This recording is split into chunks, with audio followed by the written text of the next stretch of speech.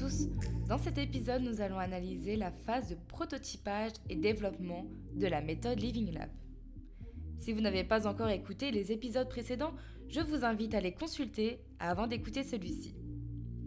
Comme son nom l'indique, dans cette phase nous allons prototyper notre concept. Un prototype n'est pas l'objet final, il s'agit juste d'avoir un produit physique, virtuel ou abstrait, selon le projet final, afin de rendre plus compte de l'expérience qu'il engendre. Celui-ci peut incarner uniquement l'aspect esthétique ou fonctionnel en fonction de son utilisation. Ainsi, si certains prototypes vont seulement être des tests de forme, d'autres peuvent être employés pour en tester certaines caractéristiques fonctionnelles. Plusieurs méthodes sont exploitées. Le prototype peut être physique, en carton, imprimé en 3D, un espace, etc.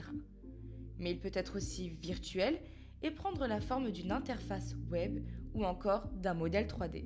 Il peut exister un certain intérêt à concevoir de petits prototypes rapidement et tester des aspects variés du fonctionnement au fur et à mesure, car plus le projet avance, plus la conception d'un prototype est chère. Cela vient notamment du fait que l'on va souvent chercher à le rendre de plus en plus complet, notamment en le dotant de plus en plus de fonctions. Créer plus de petits prototypes et les tester permet également de rapidement déceler les problèmes. Pour cette même raison, il est intéressant de concevoir des modèles 3D que l'on dotera de caractéristiques techniques pour lesquelles on pourra tester la réaction dans des situations données par simulation. Cette étape a pour but de prévalider le concept ou de l'irradier totalement. Pour les futurs usagers, les idées et les concepts sont trop intangibles et cela va permettre de valider les caractéristiques techniques de la solution que l'on cherche à concevoir pendant qu'on la conçoit. Ainsi, comme auparavant, les parties prenantes impliquées dans l'idéation et l'exploration de la conception des prototypes ne prennent pas forcément en compte les usagers qui vont être présents au moment de l'expérimentation et la validation. C'est durant cette phase de test d'usage qu'ils vont s'exprimer davantage en exprimant leurs ressentis et leurs désirs vis-à-vis du prototype et amener à l'adaptation de certaines caractéristiques de la solution recherchée. Pour tester un prototype, il est possible d'employer différentes méthodes de test. Nous pouvons les filmer ou les enregistrer en train d'utiliser le prototype. Cela permet de voir l'appréhension et les premières impressions de l'usager dans l'usage d'une solution. Nous pouvons discuter avec les participants pour voir le taux d'acceptabilité et s'ils ont des comportements conscients et inconscients face au modèle. Il est aussi possible d'utiliser par exemple le test des 5 secondes. Pour faire cela, on va montrer une image pendant 5 secondes et on pose par la suite des questions sur l'impression reçue sur l'objet. Celui-ci est basé sur le fait que les premières impressions vont influencer la manière dont on perçoit un produit. L'interaction successive va essayer de confirmer la première impression, c'est un effet halo en psychologie, avant que toutes les formes de rationalisation aient lieu. Il est aussi possible d'employer les échelles d'utilisabilité. Il s'agit de tableaux posant des questions sur lesquels on donne des points en fonction de l'accord ou non avec ceux-ci.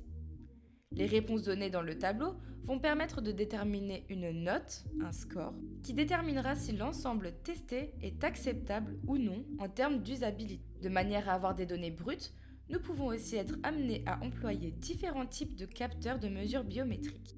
Par exemple, employer un eye tracker va permettre d'identifier les processus dans l'analyse d'une image ou un électrocardiogramme pour déterminer un taux d'excitation à partir des battements. De manière générale, l'idée est de pouvoir avoir des éléments de mesure qui permettent d'être un peu plus objectifs dans la validation des attentes.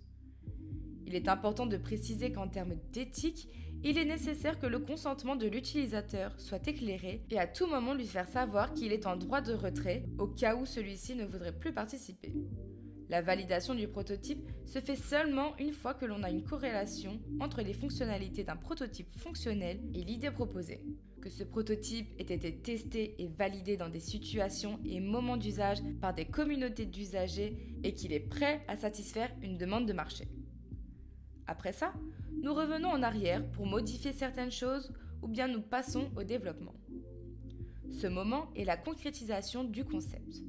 Ce n'est plus un prototype, mais le produit qui est réalisé dans les dimensions, coloris et formes réelles. Si c'est un service, La concrétisation a d'autres formes. C'est toute l'expérience qui est validée et aboutie. La validation du développement est obtenue après validation de la solution par une communauté en un espace d'expérimentation. D'une certaine manière, nous pourrions comparer cette version développée à une bêta, non plus testée dans un environnement simulé ou contrôlé, mais testée dans un environnement réel dans le quotidien des utilisateurs. Ainsi, pour de grandes étapes de prototypage et de développement, on constate là encore qu'elles suivent un modèle dans lequel on a un temps dédié à l'idéation, un temps dédié à l'exploration, un autre pour l'expérimentation et un dernier pour la validation. Dans les cas où la solution est validée par cette communauté et qu'elle est destinée ou peut être employée par un panel plus large d'usagers, cela peut mener en fin de cette phase de développement à la création d'une stratégie de mise sur le marché.